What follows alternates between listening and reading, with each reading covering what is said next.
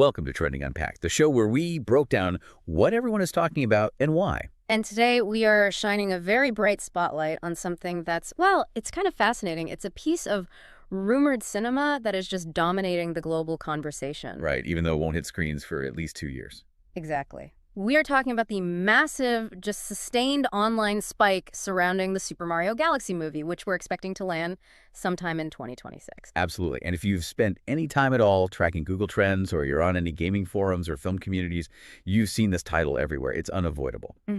So our mission today is to really unpack the sources that are feeding this intense anticipation. We want to explore why this specific cosmic sequel has generated a level of buzz that just, it far exceeds typical industry chatter for a film this early in the pipeline. We've got a whole stack of material here, and it details the very few confirmed facts, but I think much more significantly, it points to this overwhelming force of fan speculation, of cultural nostalgia, and just sheer narrative expectation. That's what's really driving this trend cycle, years before a single trailer officially drops. So the big question we're wrestling with here is pretty fundamental, and it gets right to the heart of how modern IP is managed. Yeah. What is it about the specific cosmic scale, the unique story, and the character depth in the Galaxy storyline that has allowed this sequel to just utterly dominate the trend cycle so far ahead of its release? And that's the key, right? Yeah. This isn't just about Mario being popular. We know he's popular. Of course. This is about Galaxy specifically being this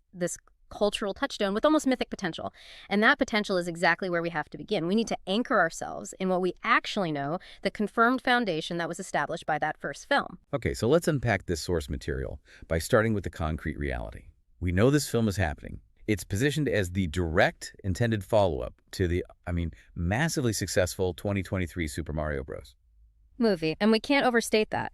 Critically, that first film didn't just succeed, and it didn't just meet expectations. It set an absolutely astronomical bar for what gaming adaptations could achieve, both financially and culturally. It really did redefine the whole segment, didn't it? It truly did. You have to start with that success anchor. The 2023 movie grossed over $1 billion worldwide. $1 billion. It's still kind of hard to wrap your head around. It is. And that success wasn't just a hit. It was a global phenomenon that fundamentally changed how the industry saw these things. Before 2023, I think animated gaming adaptations were often treated as, kind of niche, maybe lower stakes projects. Right. Something for the fans, but maybe not for the huge mainstream audience. Exactly. But that billion-dollar figure immediately cemented them as confirmed mainstream blockbusters. They were suddenly capable of competing with major established animated franchises, even the big superhero movies. That momentum is everything. That massive financial return, it created the immediate infrastructure, the confidence, and, the capital required for them to keep expanding. It was a signal. It was a huge signal to every executive, and more importantly, to every animator, that a high-quality, high-production value animated film based on gaming IP can deliver staggering returns.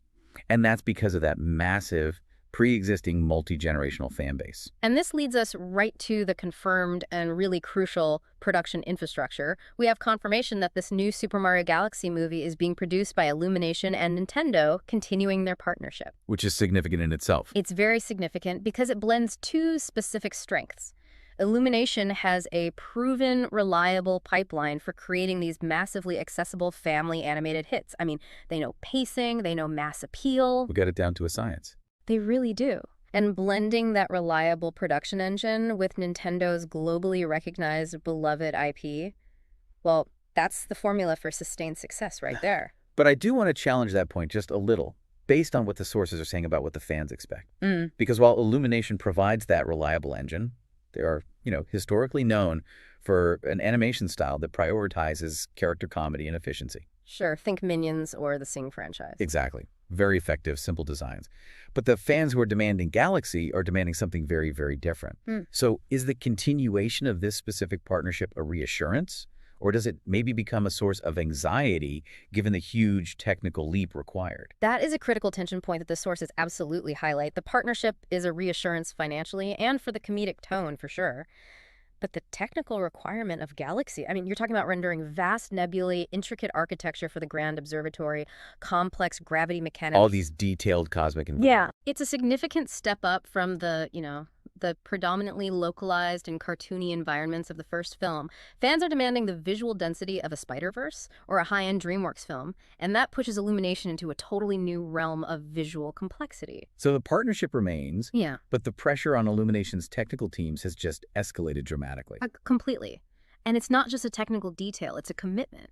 Illumination knows how to make highly entertaining family films, but Nintendo, especially after the first film's success, has signaled this kind of So this Galaxy film isn't just a simple sequel. It's the designated second brick. It's the foundational expansion in what is clearly becoming a comprehensive Nintendo cinematic universe. It really is. This is where they have to demonstrate whether they can successfully pivot, increase the scope, and maintain quality while broadening the narrative so dramatically into this new, complex tonal space. It's the litmus test for the entire NCU concept. It absolutely is the inflection point. And to really understand the fervor, we need to focus on what we know about the Galaxy source material itself, which the film is expected to draw from very heavily. I mean, the Super Mario Galaxy game series, which launched way back in 2007, it fundamentally changed the way fans thought about Mario storytelling. And that is the hinge point for both all the excitement and all the anxiety. Drawing from Galaxy immediately sets the stage for a major tonal and visual shift. The first film was, mostly centered in the familiar terrain of the Mushroom Kingdom. Right, with a few brief, colorful trips to other areas. Exactly. But Galaxy is fundamentally different. It's about cosmic mechanics, space exploration, even existential themes, and this mythic storytelling that involves a character fans view as just profoundly significant. It represents a deliberate, calculated narrative escalation. If the first film was a successful introductory adventure that focused on the simple, heroic premise of a plumber discovering his purpose, Then Galaxy promises to be the epic, world-changing, and emotionally resonant event that truly justifies calling it a cinematic universe. this is the moment they pivot from action comedy to potential space opera. And crucial for continuity, the online discussion includes just massive anticipation for the return of the established and, frankly, beloved voice cast. Of course. Chris Pratt as Mario, Anya Taylor-Joy as Peach, and, of course, the powerhouse, completely unexpected performance of Jack Black as Bowser. You have to have him back. Maintaining those established and popular voices is essential for continuity as they expand the scale out into the unknown cosmos. Precisely. This sequel is already being viewed as a major cinematic milestone for gaming adaptations because it takes the success of the first film, which proved the concept and the profitability, and it immediately uses that credibility to launch into IP that is visually more challenging, narratively more complex, and emotionally more layered. It really signifies that the era of gaming adaptations being seen as, like, lower-tier derivative stuff is completely over. It's gone. They are now setting the bar for high-stakes, high-production animated storytelling that has to deliver both spectacle and soul. Right, and that brings us to the potential of that storyline, the cosmic shift itself. And what's truly fascinating here, and what is driving the current spike in anticipation, is that the sources immediately highlight the core elements of the Galaxy storyline. These are elements that promise a distinctly different and potentially more profound kind of Mario film than what we've ever seen before. Let's look at those core elements from the games, because they really are the root of this fan demand for lack of a better word, gravitas. And the most significant introduction, the one generating the most fan art and viral conversation, is without a doubt Rosalina, the guardian of the cosmos. Rosalina is not just another character addition, she represents a tonal anchor for the entire project. She's the central figure of the Galaxy narrative, and she's often described in fan communities not as a princess who needs rescuing. No, not at all. But as a mythic cosmic protector. Her backstory, which is often relayed in the game through a kind of storybook, touches on themes of immense tragedy, the concept of deep time, of loss, and the cyclical nature of the universe itself. And that's what makes the contrast so powerful, right? Yeah. We are moving from a pretty simple kidnap plot, Mario saving the princess from the local bully, to existential purpose and loss. We should probably elaborate on that specific depth to really understand the hype. We should. Her story involves her leaving her home, losing her mother, and eventually adopting these creatures, the Lumas, and becoming the matriarch of the Comet Observatory, where she just observes universal cycles. And translating that kind of depth and pathos to the big screen, particularly within a mainstream animated children's film, is what has fans so incredibly excited. It suggests the film is going to tackle themes that are far grander than typical animated fare. It requires a narrative maturity that the first film only really hinted at. If the first film used nostalgia to deliver fun action, this film is expected to use the same IP to deliver genuine, accessible, emotional depth. It has to. Rosalina's narrative is melancholic. It involves acceptance of tragedy and a commitment to universal caretaking, which are themes you rarely see touched upon with such weight in this genre. And then you have the Lumas. These are the small, star-like creatures that are just integral to Rosalina and the whole setting. They're adorable. They're adorable, yes, which ensures that necessary element of cuteness for a family film. But they're also narrative devices. They're the life force, they're the engines for transportation, and symbolically they represent hope and the possibility of transformation on a cosmic scale. And critically, within the game's lore, Lumas often sacrifice themselves to become planets or stars. It demonstrates that the universal forces at play involve real stakes and real, sometimes heartbreaking, sacrifice. Which guarantees a heavy emphasis on charm and visual wonder, but it also underscores the seriousness of the cosmic stakes. They're not just sidekicks. No, they're essential to the fabric of the universe Mario finds himself in. And that leads us directly to the setting itself. The entire canvas has just changed. We're moving from vibrant green pipes and brightly colored, somewhat contained kingdoms to infinite swirling, space-themed worlds, precarious asteroid belts, gravity-defying platforms. And the massive, stunning grand observatory that serves as Rosalina's cosmic headquarters. This setting inherently emphasizes the visual potential for a massive animated spectacle. The visual stakes are immediately raised. Way up. Fans are demanding a movie that uses space not just as a pretty backdrop, but as a dynamic narrative and technical element. Think about the complexity of rendering those gravity mechanics, the swirling energy of the galaxies, and just the sheer scale of the Luma transformation sequences. It requires the animation quality to be absolutely top tier.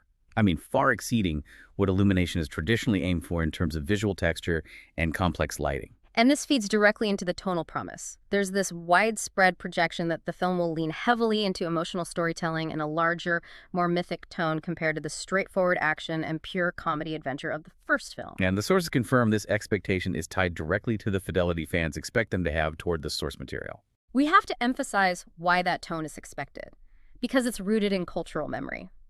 The original Super Mario Galaxy games are culturally significant not just for their revolutionary gameplay, but for their critically acclaimed orchestral score, the genuine emotional depth of Rosalina's personal narrative, and their stunning imaginative visuals. Right.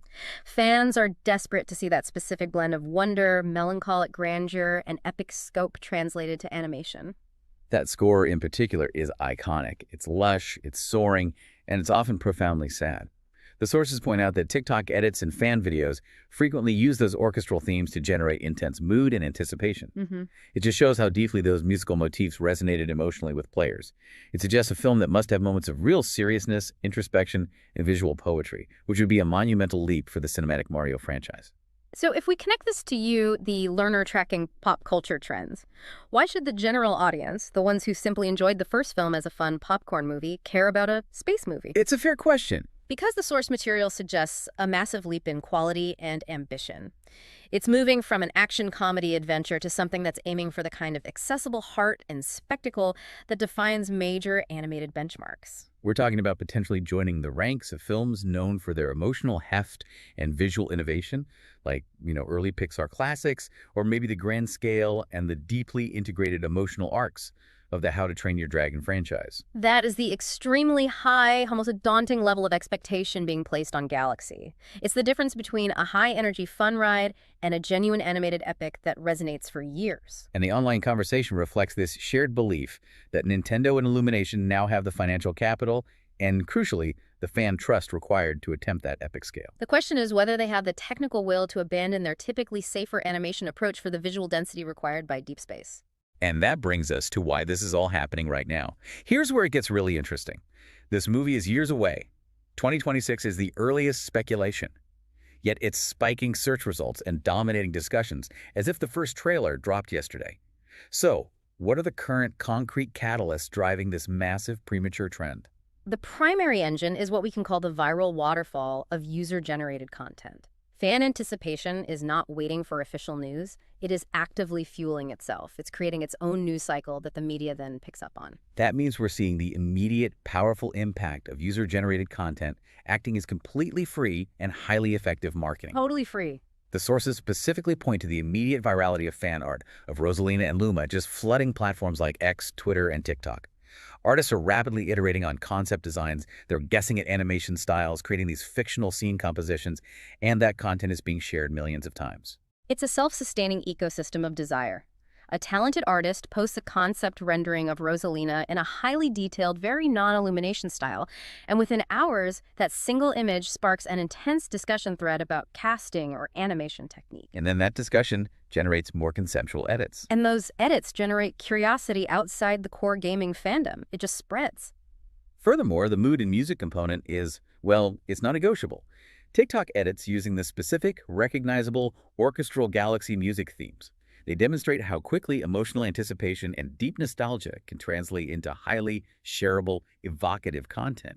This content immediately bypasses any need for official promotion. It's the speed of emotional translation that's key. A visually stunning, highly detailed piece of concept art for Rosalina is instantly turned into a 15-second TikTok overlaid with that specific soaring orchestral score. And suddenly, millions of people who haven't played the game in a decade are hit with this wave of specific nostalgia, intense anticipation, and the belief that the film must achieve this emotional register. And this self-fueled momentum leads directly to aggressive hashtag dominance. If you track the trends, the hashtags are consistently active and aggressive. Hashtag Rosalina, hashtag Mario Galaxy Movie, and critically, hashtag Nintendo Universe. Right. The sustained existence of hashtag Nintendo Universe shows that the conversation is already framed not just around the sequel, but around the necessary expansion of the entire IP portfolio into a coordinated cinematic universe. And nothing, absolutely nothing, drives fan conversation. And then the subsequent headline coverage, like an intense casting frenzy. Oh, nothing. The sheer volume of fan speculation about casting is a primary, constant driver of news.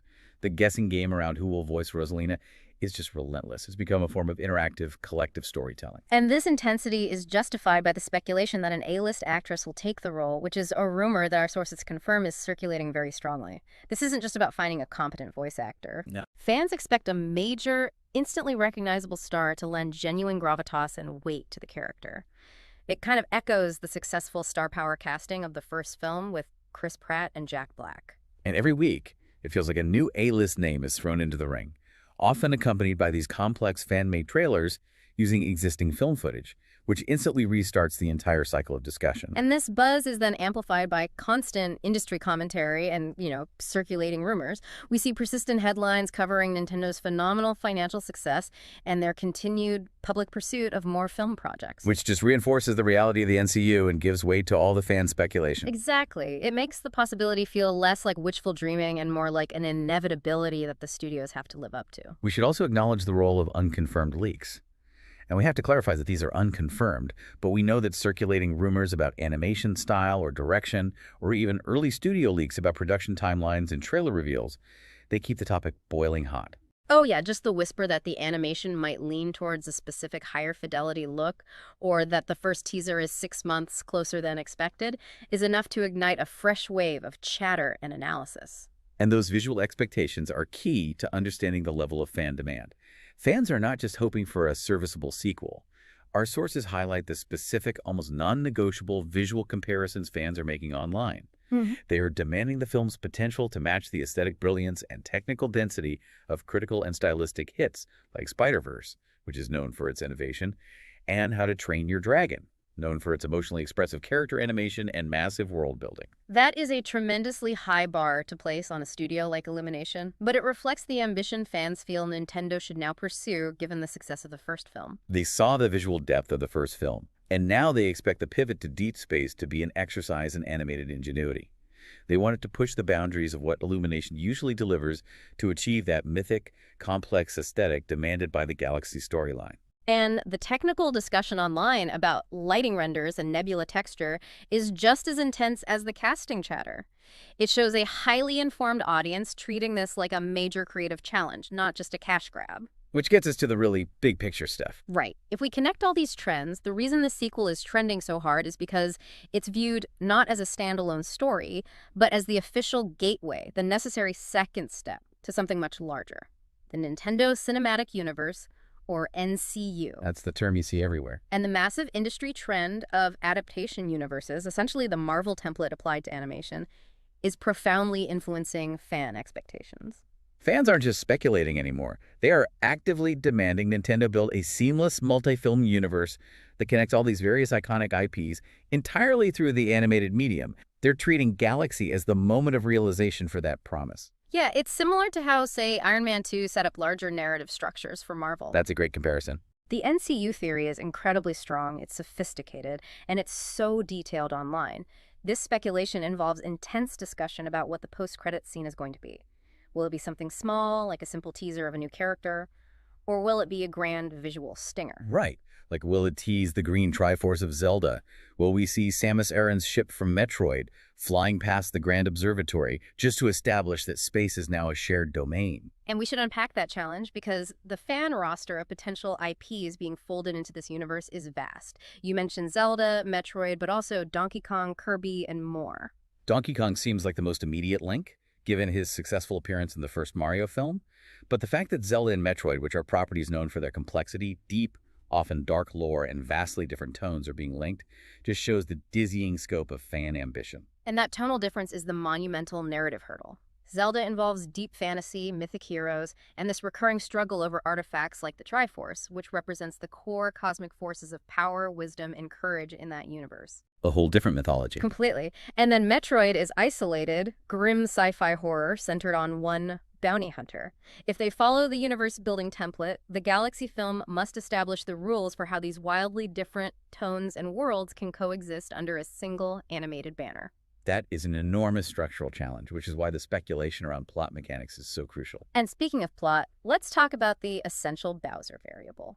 After his role in the first film, which was a phenomenal success and included that famous post-credits tease of the possible arrival of Yoshi fan theory, centers heavily on Bowser's return and reinvention. The speculation is humorously polarized. It really is. On one hand, he could return simply as a comedic antagonist, the lovable piano-playing bad guy that Jack Black made an instant cultural icon. Right. Peaches, peaches, peaches. Exactly.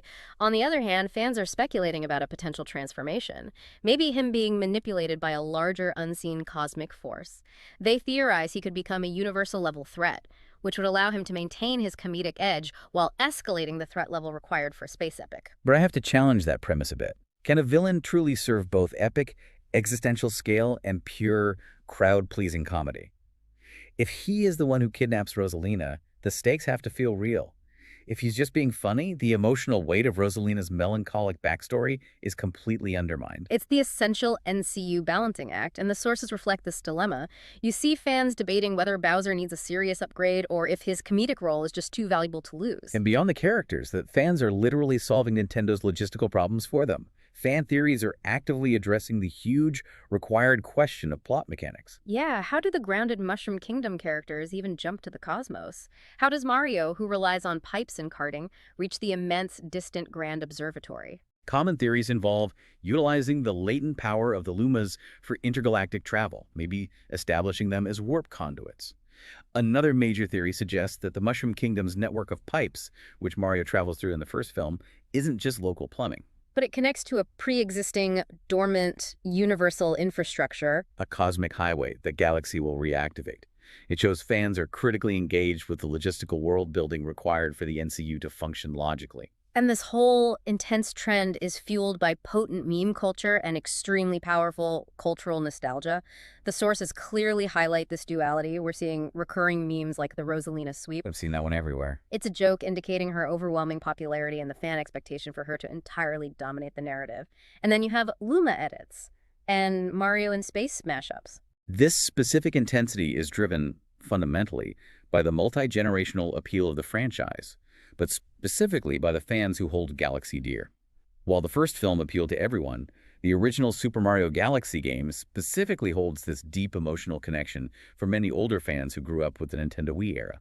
That nostalgia fuels the intense demand for narrative fidelity, for high-quality representation, and the full realization of the game's emotional promise. And before we move to our final takeaways, for the benefit of you, the learner, it's absolutely crucial that we pause and clearly reiterate the state of facts as we've analyzed them in our sources. Yes, this is important. Theories concerning A-list casting, specific NCU linkages, like a direct Zelda or Metroid film being announced, and Bowser's transformation into a specific cosmic threat. Sure. These are purely fan imagination and sophisticated rumors with zero official confirmation. They are the powerful engine of the trend, the creative fuel generating all the buzz, but they are not the reality of the production yet. However, the sheer volume and intensity of that speculation is undeniably influencing the expectations and the high narrative bar that Nintendo and Illumination will now have to meet to satisfy this highly invested audience. The fans have essentially set the homework for the animation studio. They really have. So, what does this all mean for you, the learner, tracking the pulse of pop culture and media trends? We've analyzed a huge amount of data and speculation for a film that is barely out of the conceptual phase, and it illustrates the new dynamics of fan-driven content creation. There are three key takeaways here that define the current state of the industry. First, gaming-to-film adaptations are no longer niche. They are confirmed mainstream blockbusters. Period. Thanks to the undeniable financial success of the first film, high production value, and the existence of massive built-in fan bases. This is the new financial and cultural normal for high-quality game IP. Second, the power of specific, well-executed source material matters more than ever.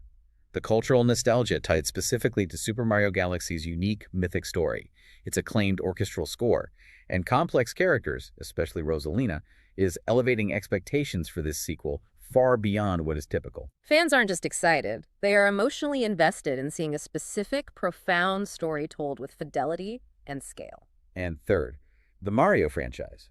Through this specific sequel and Nintendo's new cinematic ambition, they continue to set new, higher expectations for complexity and scale within animated films. They are expected to deliver a universe, not just a successful series of movies. Which puts enormous pressure on them to innovate visually and narratively to keep pace with the massive live-action universes we've seen. And this raises an important final question for you to consider as you track the future of animated franchises and media consolidation.